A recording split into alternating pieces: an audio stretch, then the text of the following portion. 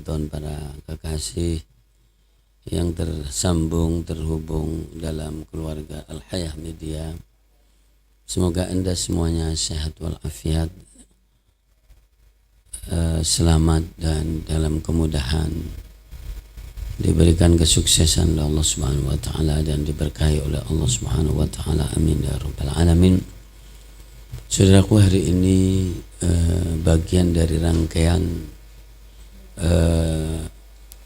spesial Dzulhijjah, dan hari ini adalah tanggal 9 Dzulhijjah, tanggal 9 bulan haji,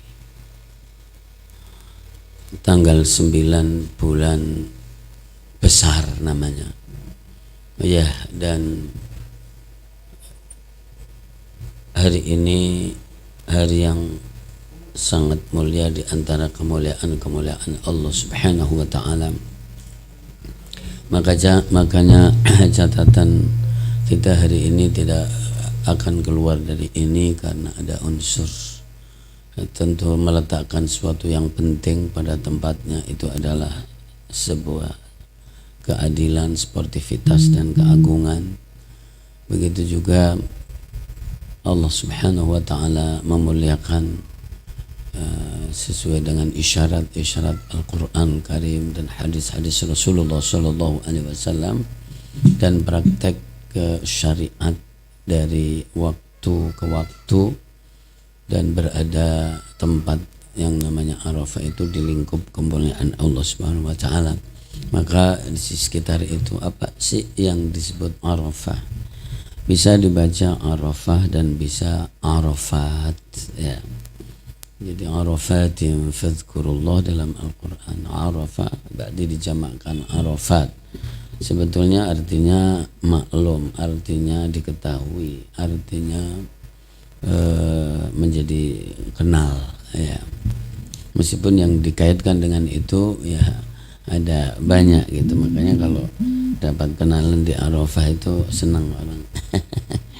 Dan Nabiullah Adam alaihissalatu wassalam dipertemukan dalam banyak cerita adalah dengan umminya Hawa adalah di Arafah sejak diturunkan oleh Allah Subhanahu wa taala dari surga. Ya, tentu cerita-cerita ini sudah menjadi populer dan memang tetap butuh dalil dan butuh riwayat juga ya. Bahwa jadi Arafah adalah suatu tempat yang berada di bagian rentetan kemuliaan ibadah haji, dan tempatnya juga ada di Makkah Al-Mukarramah. Dan jadi antara jalan menuju Taif kisaran 22 km ya. Jadi sebagian ada bagian dari haram dan ada yang tidak ya kan. Jadi itu merupakan tempat yang lapang, sahra atau oro-oro atau padang pasir. Dulu adalah padang pasir, sekarang sudah ada tanaman-tanamannya ya. Dan di situ ada Masjid An-Namirah ya kan. Dan ada Jabal Arafah yang suka patungnya itu apa namanya, tugu ya, bukan patung, disebut apa namanya tugu atau rahmah di situ ya. Arafah ini menjadi sangat penting karena ada salah satu amal ahli dan orang yang menunaikan haji namanya wukuf di Arafah. Wukuf artinya berhenti di situ, dan sekarang ini jam 16 lebih 20-an atau lebih berapa sekarang, maka di sana adalah sekitar jam 1 ya kan. Jadi jam 1.30 atau setengah 2. Sekarang di sini jam 16.18, berarti di sana jam 1.18 menit ya gitu. Jadi mereka para hujjaj jadi harus berada di tempat Arafah ini setidak-tidaknya adalah sebelum maghrib, meskipun jadi ada sekitar barang 10 atau 15 menit ya setidak-tidaknya. Nah, maka harus ada wukuf di situ, dan itu menjadi salah satu rukun penting haji. Makanya disebut al-hajju Arafah. Haji itu adalah wukuf di Arafah. Waktu dianggapnya adalah mulai zawalus syamsi, mulai tergelincirnya matahari di waktu di sana, nanti sampai ghurubus syamsi. Nah, maka jadi di antara rentang waktu ini, jadi di kapanpun jadi jamaah haji ada di situ, dan dipastikan ada di padang Arafah ini. Lalu setidaknya adalah maghrib setelah terbenamnya matahari itu ada di situ, ya, ada di situ, masih ada di Arafah situ, ya.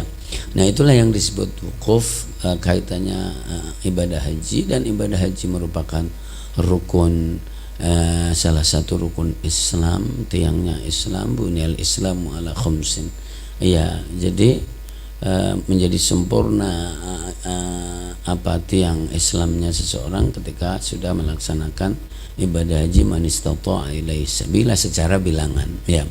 Nah, maka itulah yang disebut wukuf di Arafah dan al-hajju Arafah, dan mempunyai makna-makna yang luar biasa secara spiritual, secara kesejarahan, ya, luar biasa tadi. Dan jadi merupakan miniatur mahsyar nanti ketika dikumpulkan di hadapan Allah Subhanahu wa taala, ardul mahsyar yang ada di Syam. Maka itu miniaturnya di dunia adalah di situ itu, karena semua kaum muslimin yang sedang melaksanakan rukun Islam yang kelima, maka di hari tanggal 9 Dzulhijjah, maka setelah tergelincirnya matahari, mereka semuanya ada di Arafah. Tidak peduli siapapun, maka harus ada di situ kadarnya yang tadi disampaikan. Jadi ada, kalau orang tergopoh-gopoh atau orang sangat penting atau apa, ya pasti akan masuk di situ, mungkin jadi jam-jam 5 sore sana atau jam berapa, dan kemudian ini karena kalau penting maka nanti juga boleh, karena darurat tidak mabit di Muzdalifah, dan kemudian langsung setelah jam 12 paling ringannya jadi langsung ke Mekah. Nah, itu semuanya yang ada. Nah, maka tidak semuanya orang yang haji, ya, orang muslim itu haji, ya. Nah, maka ada yang di luar, maka ada yang di seluruh dunia, dan di situ ada amalan-amalan yang luar biasa yang merupakan rentetan.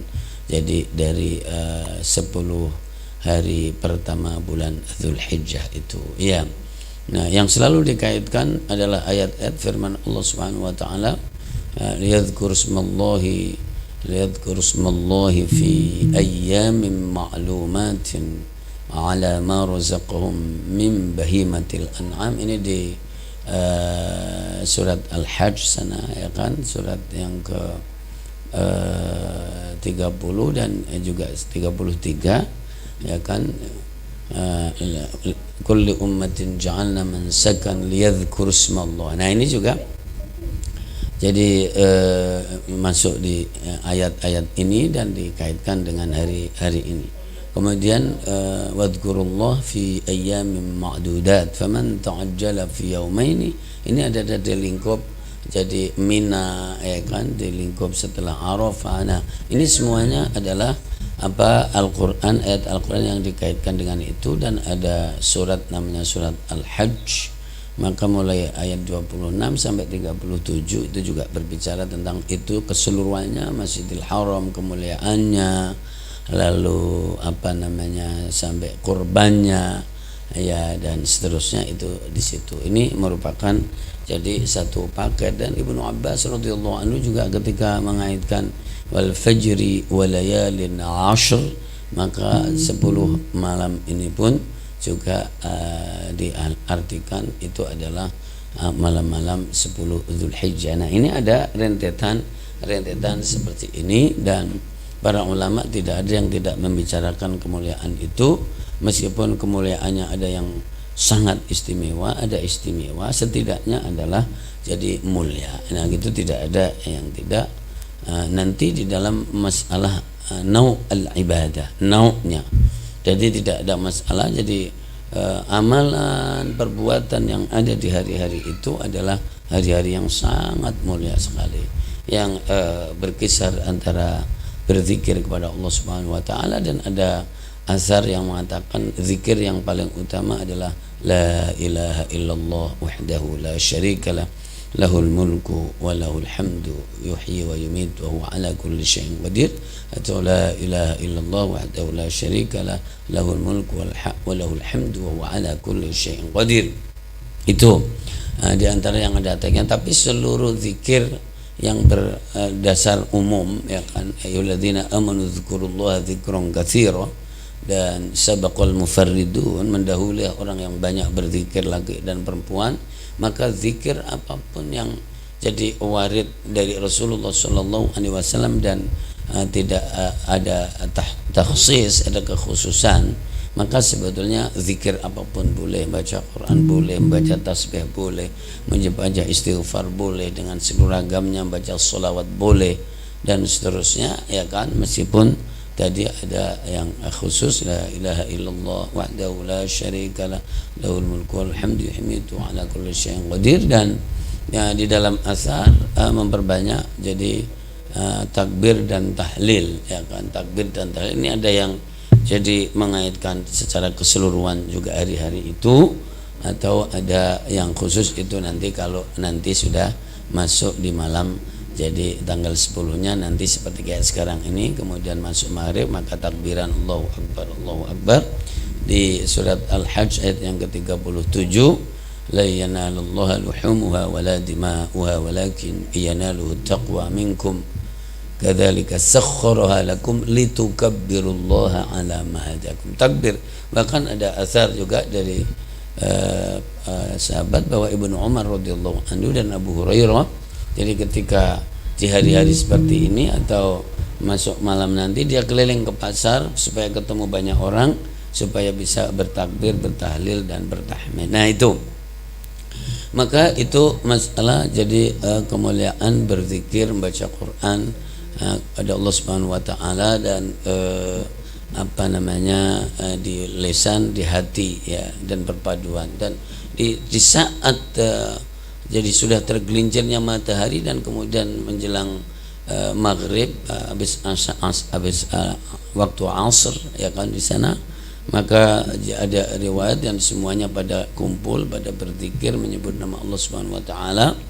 Dan Allah Subhanahu wa taala berfirman, merintahkan kepada malaikat agar menengok dan melihat para hambanya lagi ngapain, lalu kemudian jadi malaikat itu turun, ya bahasanya seperti itu, melihat dan kemudian melihat seluruh hamba Allah Subhanahu wa taala yang ada di Arafah itu, ya kan, berzikir kepada Allah, menangis khusyuk, sya'tha ghabra, jadi kucel lusuh dan sangat merindukan Allah Subhanahu wa taala. Maka ketika malaikat melaporkan kepada Allah Subhanahu wa taala, kemudian Allah mengatakan isyhadu anni qad ghafartu lahum, ya, saksikanlah bahwa aku telah memaafkan mereka semuanya. Nah, jadi itu yang ada di tempat sana, dan yang di luar seperti yang lain di seluruh dunia tidak di sana, maka ada zikir, ada puasa. Puasa pun juga menjadi perbincangan, bahwa setelah sepakat bahwa itu adalah mulia, maka kemudian puasanya gimana? Puasanya ada yang jadi kekeh hanya tanggal 9, yaitu hari ini saja. Ada yang tanggal 8 dibolehkan karena memang ada asar seperti itu. Lalu kemudian ada yang puasa semuanya dari tanggal 1 karena melihat kemuliaan. Jadi memang syahrul al-hurum, asyurul hurum, diantaranya Dzulhijjah itu adalah mulia. Dan yang namanya zikir itu amal, baca Quran itu amal, puasa juga amal. Ya, selagi amal itu adalah baik dan tidak terlarang, maka jadi itu amat sangat mulia. Dan pada berpegang jadi hadis Abu Hurairah radhiyallahu anhu bahwa ma min ayyamin al-amalus salih fiha ahabbu ila Allah min hadhihi al-ayyam al-ashr. Qalu ya Rasulullah wal jihad fi sabilillah, qala wal jihad fi sabilillah ila akhir hadis. bahwa tidak ada amal yang dahsyat, yang luar biasa, lebih dicintai oleh Allah dibanding 10 hari ini, ya kan?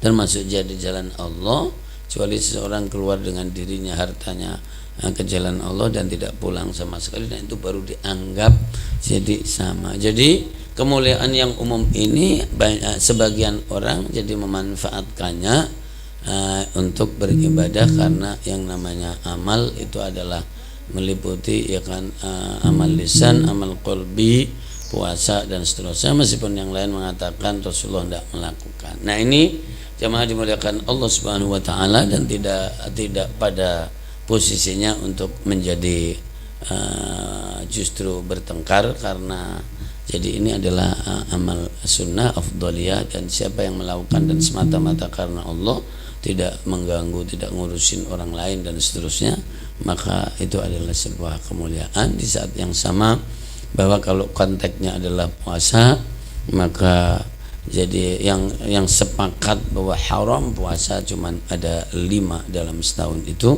yaitu hari raya Idul Fitri, hari raya Idul Qurban, dan ayyamut tasyrik. Nah, berarti ini tidak masuk itu, maka bagi yang melakukan tentu itu adalah tidak ada masalah dengan logika dan kronologi seperti itu. Nah, itu, dan kemudian juga masuklah maghrib ini nanti, ya, jadi bahwa langsung jadi takbiran. Nah, itulah dibahas juga. Jadi takbir, ada takbir Idul Fitri dan ada takbir Idul Qurban.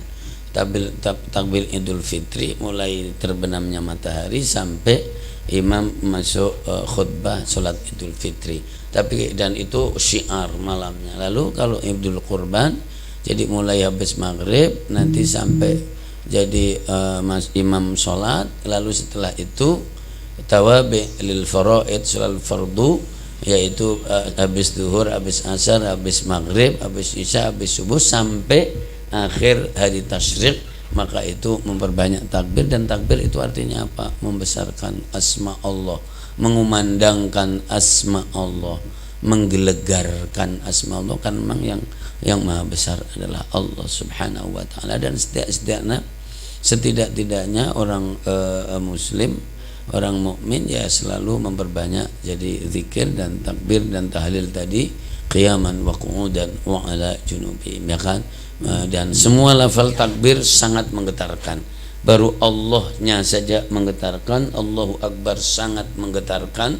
Dan apalagi ketika jadi ada nas-nas itu dibaca, kabira walhamdulillahi katsira wa subhanallahi bukratan wa asila, la ilaha illallah wahdah sadaqa wa'dah. Ini menggelegar sekali. Allah maha benar dalam janjinya, wa nasara abda, menolong hambanya, ya kan, wa a'azza junda, dan memenangkan pasukannya, prajuritnya, wa hazzamal ahzaba wahdah. Ini takbir yang sangat menggelegarkan dan Allah banget dan Islam banget. Jadi memang kalau diartikan, apa adanya, maka kalau orang sudah mulai agak liberal sedikit dan orang-orang yang ini ya merasa tersinggung, itu kayak teroris aja, ya kan, begitu. Bisa juga begitu, karena sadaqa wa'da wa nasara 'abda wa 'azza junda wa hazamal ahzaba wa'da wa la na'budu illa iyyah mukhlishina lahud-dina walau karihal kafirun. Itu juga seperti itu. Kadang pada ditambahi walau karihal musyrikuna, begitu. Jadi ini menggelegar sekali. Maka hari raya Idul Qurban itu berarti banget dalam jadi kehidupan ini, meskipun intinya adalah bahwa bagaimana kita pada insaf dan pada sadar dalam konteks kehidupan sosial, ya kan. Kemudian teks itu, nas-nas itu misalnya diterjemahkan dan kemudian di forward dengan begitu masifnya. Kalau di Indonesia ada katakanlah 130 juta orang muslim dan semuanya menulis sekali, ada 130 juta forward aja, itu sudah menggelegar sekali dan luar biasa. Tapi ya itulah, ya, niatnya tentu karena Allah Subhanahu wa taala. Kalau hal-hal yang lain juga pada bisa di forward, yang jelek juga di forward, disebarkan, kenapa yang baik tidak di forward? Ya, kayak model-model begitu, meskipun intinya juga menyempurnakan akhlak yang mulia, bukan untuk menyakiti orang lain, tapi bila itu memang sebuah keyakinan dan itu sebuah kemerdekaan dan dijamin oleh undang-undang, ya kan, dijamin oleh Pancasila, ketuhanan yang Maha Esa, memang kenapa enggak, ya kan, begitu. Oke, saudaraku, jangan sampai ke telingsut, artinya ketinggalan momen-momen yang bagus kayak seperti ini. Kita akan lanjut khataman spesial jadi Dzulhijjah, karena jadi 10 hari tadi, maka kita mulai tanggal 1 setiap hari membaca sekitar 3 juz seperempat, dan hari ini persis adalah khataman spesial Dzulhijjah insyaallah taala. Anda sukses, Anda hebat, Anda dekat dengan Allah Subhanahu wa taala, beruntung bersama Dzulhijjah dan kemuliaan-kemuliaan ini, dan hari ini bersama Arafah, Al-Hajju Arafah dan Som Arafah bisa jadi menghapus dosa-dosa hambanya, ya kan. Kalau swetek adalah yang akan datang dan kemudian yang telah berlalu 1 tahun. Wallahul muwaffiq ila aqwamit thoriq. Wassalamu alaikum warahmatullahi wabarakatuh.